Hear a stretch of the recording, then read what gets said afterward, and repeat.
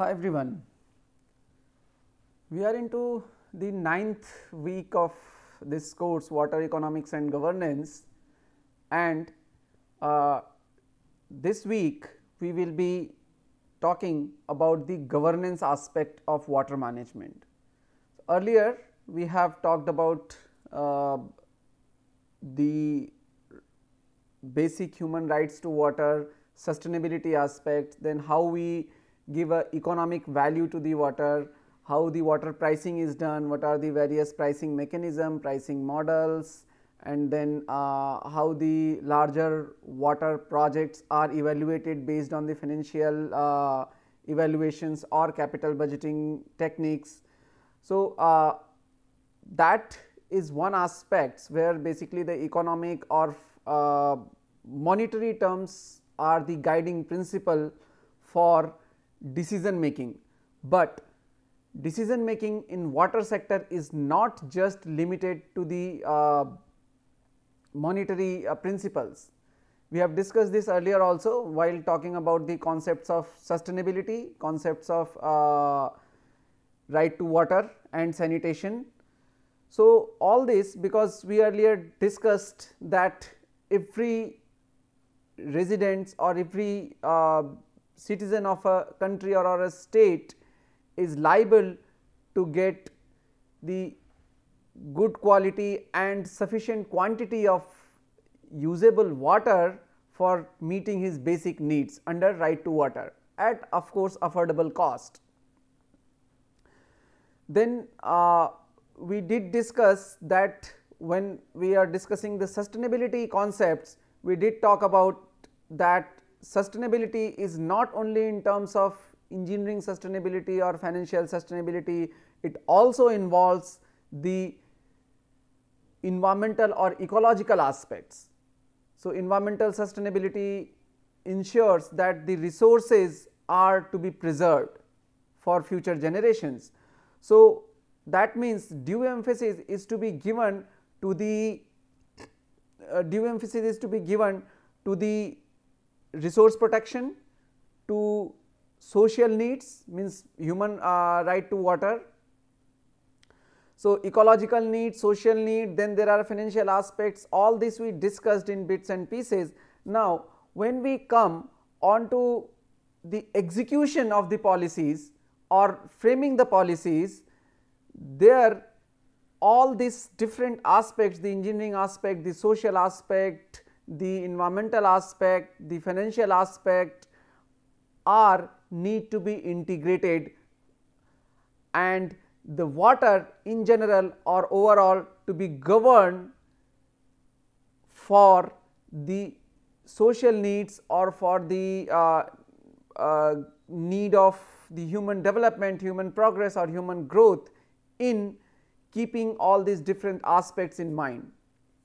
So, we will be discussing about some of the governance basic in this lecture, and then progressively we will talk about how good governance should be integrated, should be integrating different aspects in order to meet the environmental, ecological, financial and social requirements.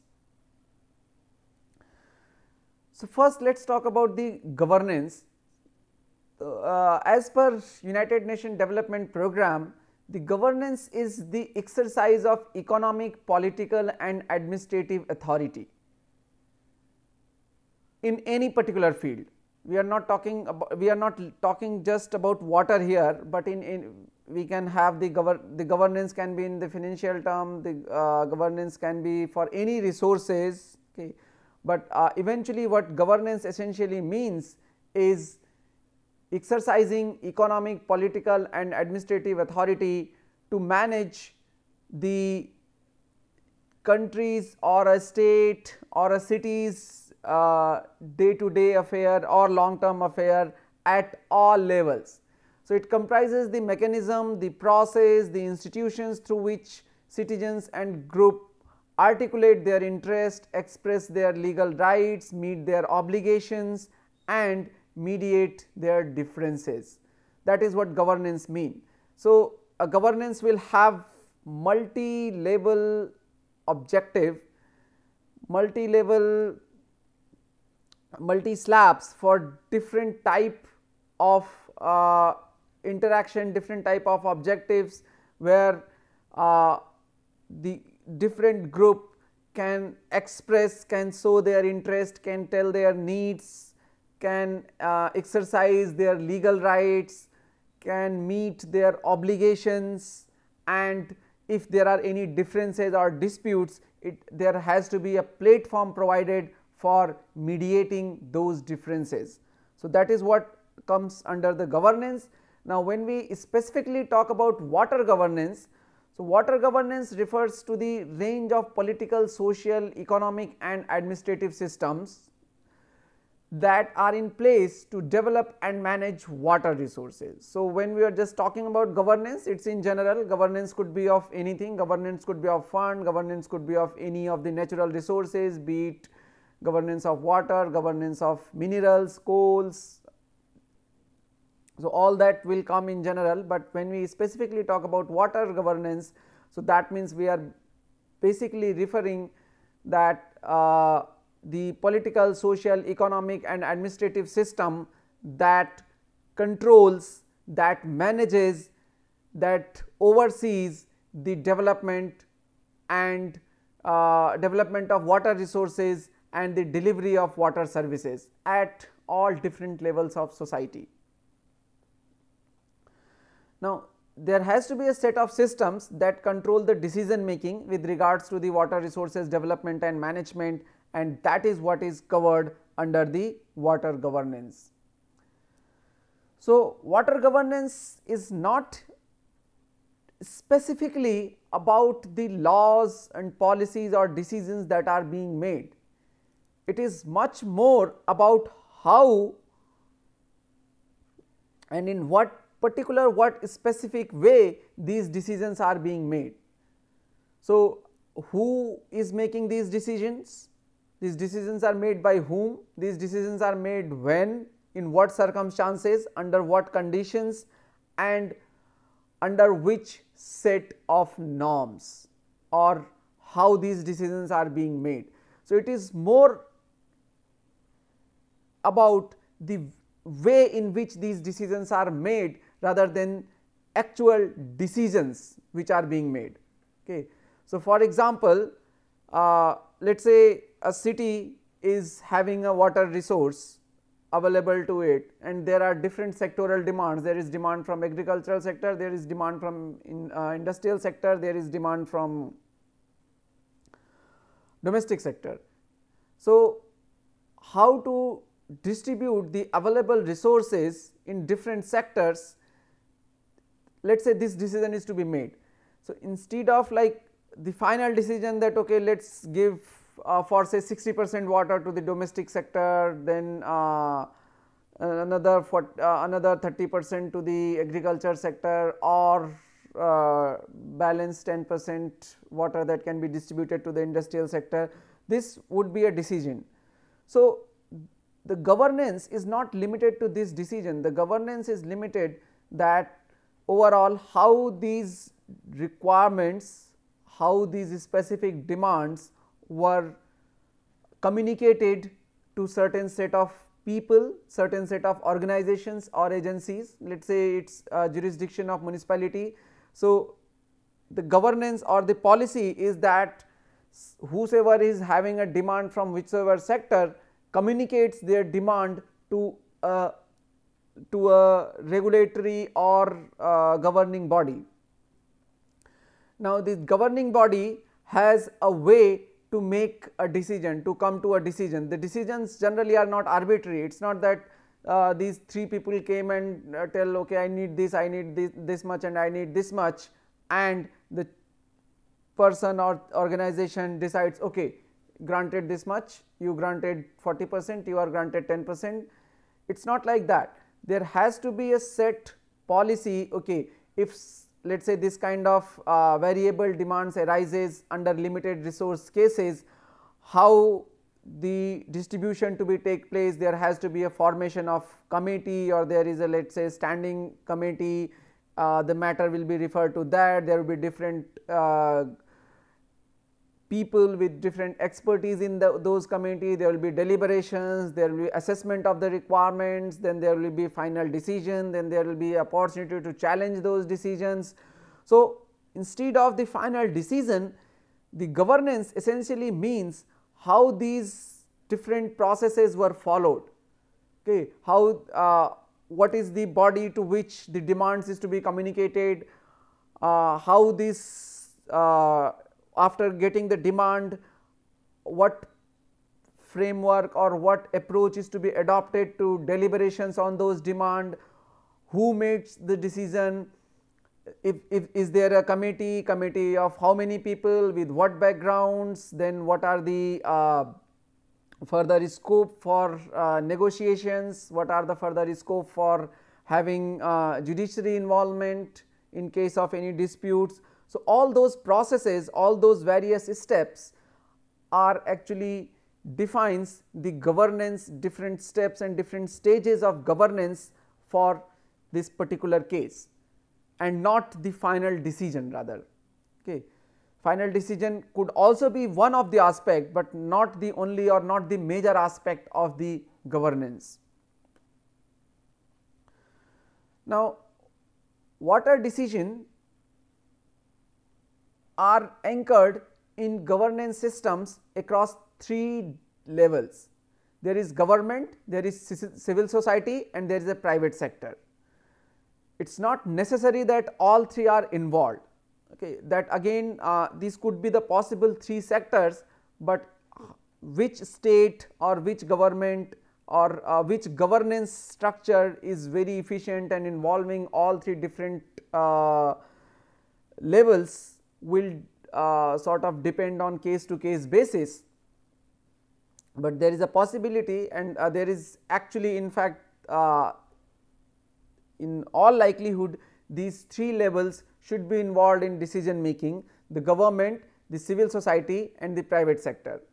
So, along with all these, the governance will include that allocating and distributing water equitably and efficiently, and integrating water management approaches.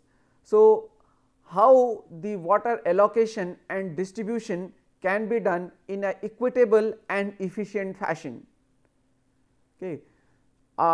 Considering the requirements from the different sector, considering the availability of the resources, considering the environmental and ecological sustainability aspects, then there are formulating and establishing, implementing water policies, legislation and institutions. That is the another major objective or aspect of governance.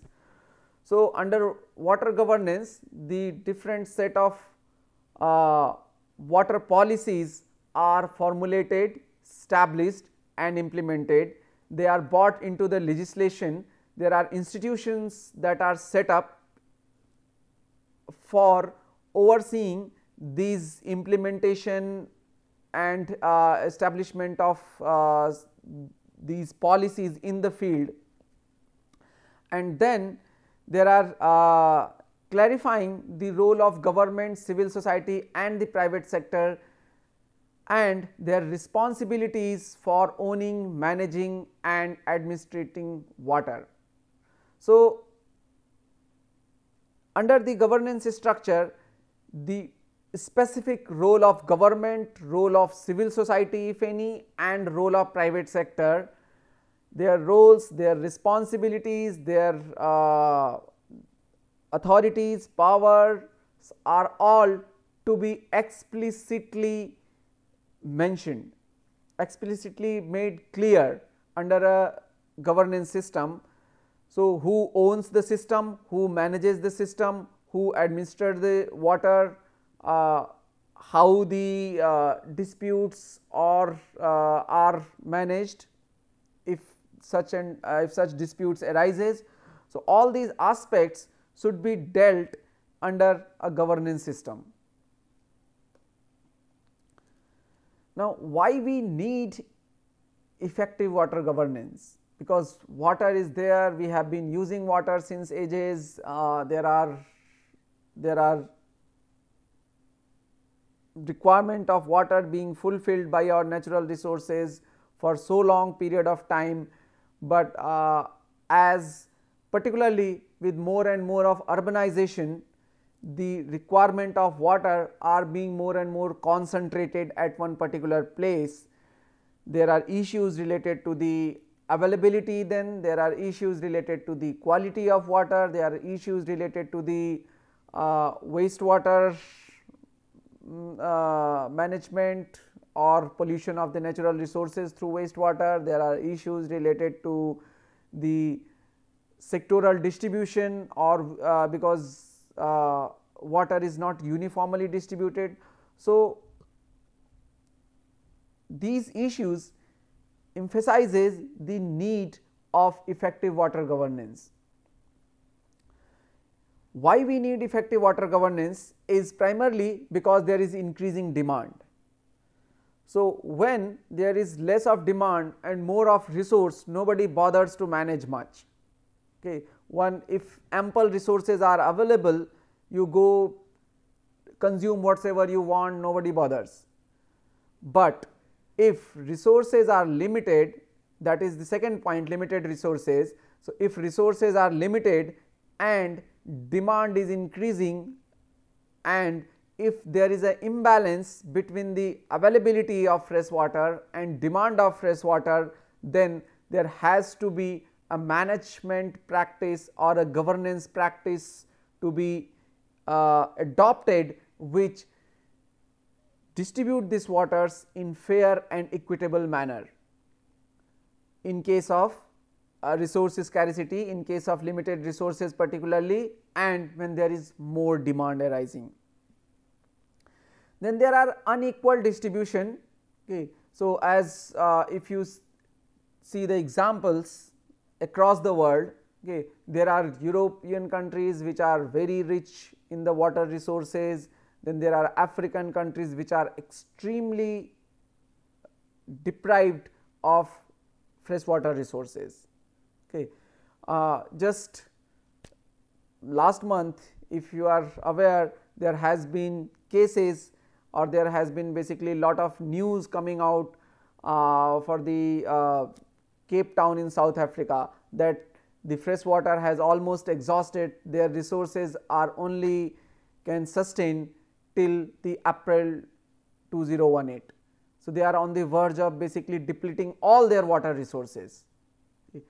So, at one place, as I gave the example that in the most of the African continent, there is a huge scarcity of water, while most of the European countries are pretty rich in the water resources.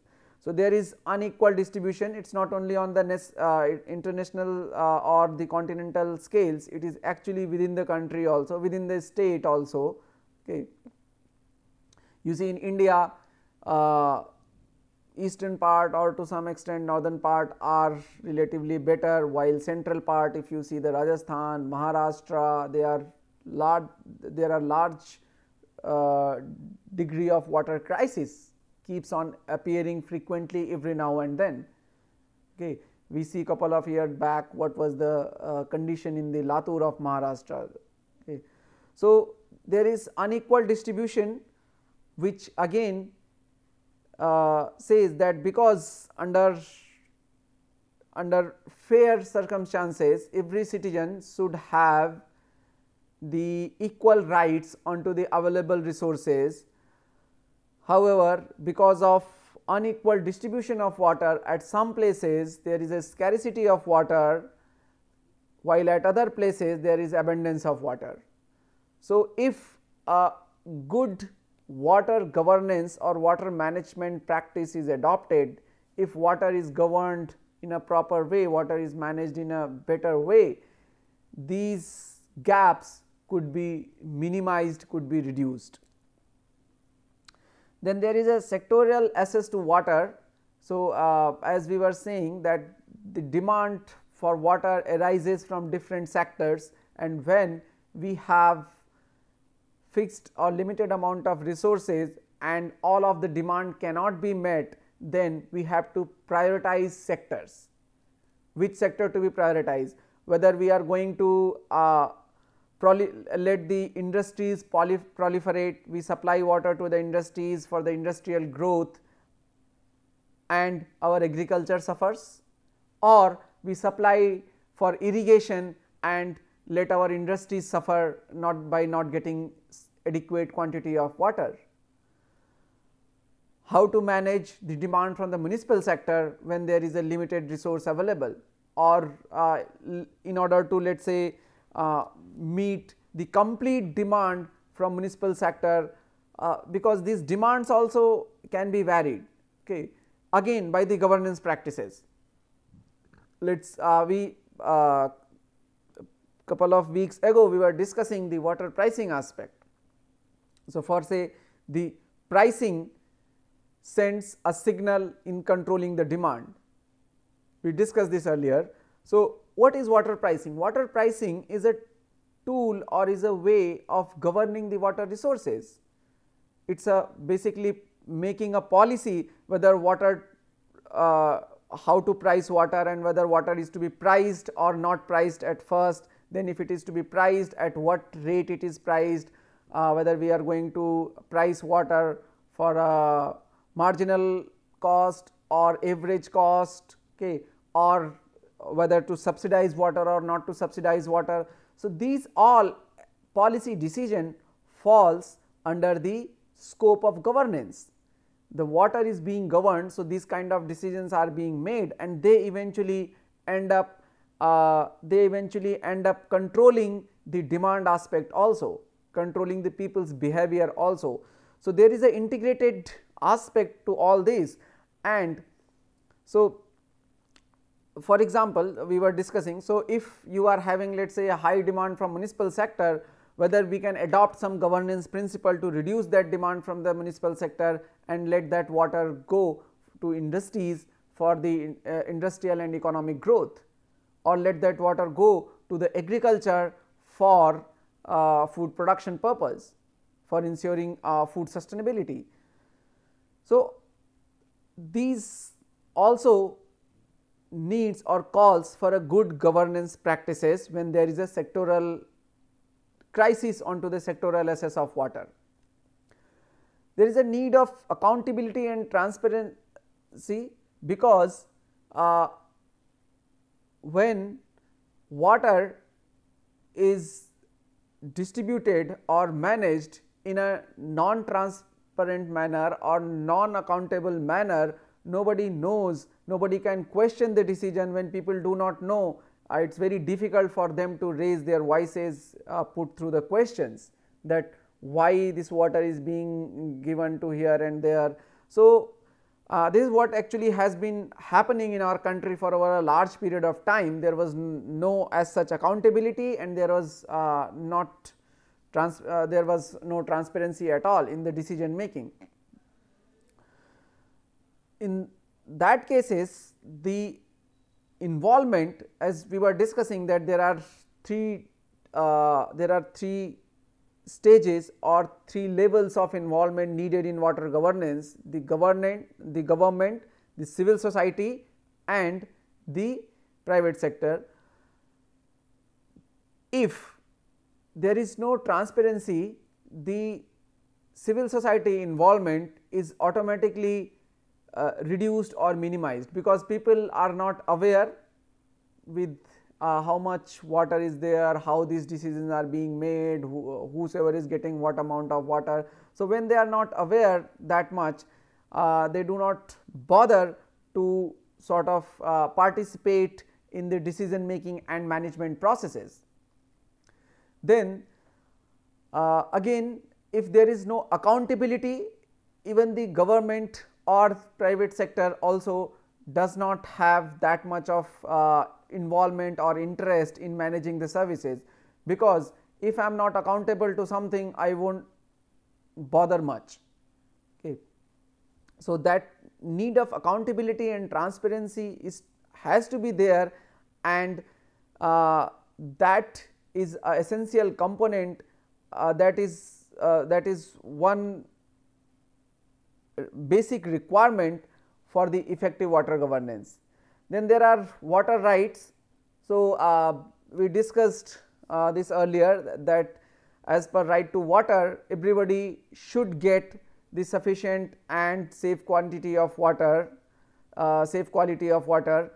So, in order to meet the water rights, in order to honor the water rights, we need effective water governance principle, because we need to take care of the quality, we need to take care of the sufficient quantity of water, we need to take care of the affordability of water. So, all this needs a lot of policy making, lot of decision making, as we discussed earlier, and that is why there is a need of effective water governance under this as well.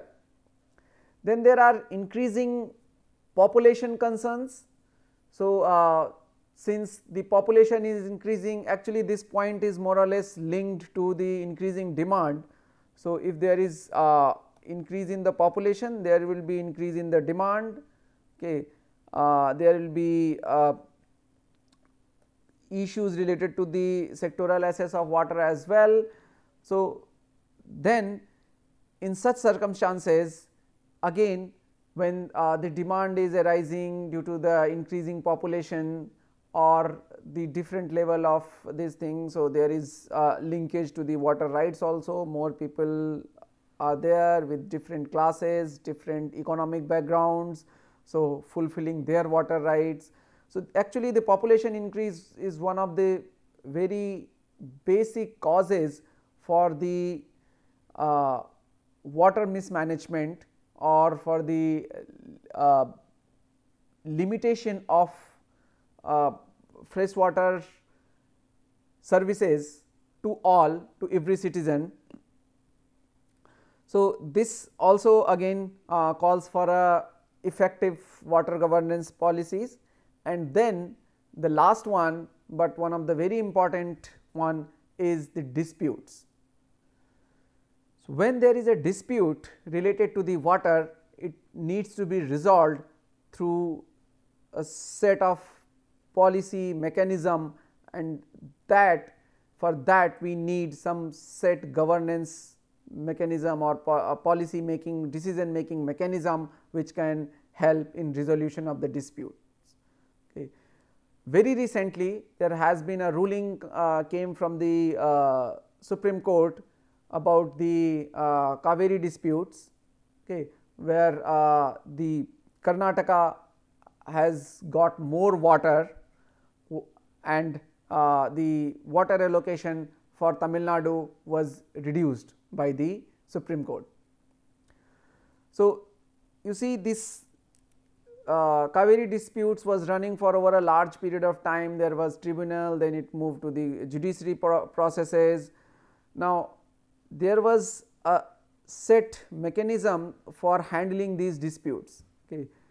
Whatever decision, we will not talk about the decision, but when there is a dispute arises that who has first right to water or how much right onto the water of the river Kaveri, which state has, it was not resolved mutually, then there is a dispute arises, it went to the tribunal. So, for resolving these disputes, the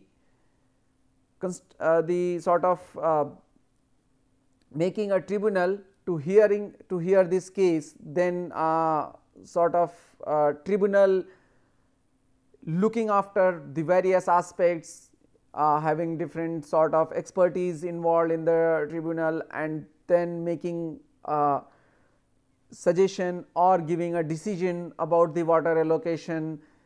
That is a step in the governance. This further going to the judiciary, because the parties does not if parties does not accept this decision, it will go to the judiciary. Then there is a mechanism for hearing in the judiciary, and then decision making from them, which will be abiding for all the parties. Okay. So, this is a set governance principle, and for this kind of dispute we need such mechanism to resolve. Otherwise, if we do not have a good governance practice, if we do not have a good dispute resolution mechanism, how these cases are going to be handled? We cannot leave the people of two states to fight it out, that who has water or how much water. One state of Karnataka cannot completely stop water going in for completely stop water or completely utilize the water of Kaveri and does not leave anything for the Tamil Nadu. Similarly, Tamil Nadu cannot have all the water, saying that Karnataka cannot use any water. So, if there is a set governance mechanism, governance principle, these disputes can be managed or can be resolved to, even if it is not to the satisfaction of the different parties, it is by law abiding to the all parties. And however, in absence of such governance mechanism or such policy frameworks, it would be very difficult to deal in these cases. So, that is one of the prime reason that we need effective water governance mechanism.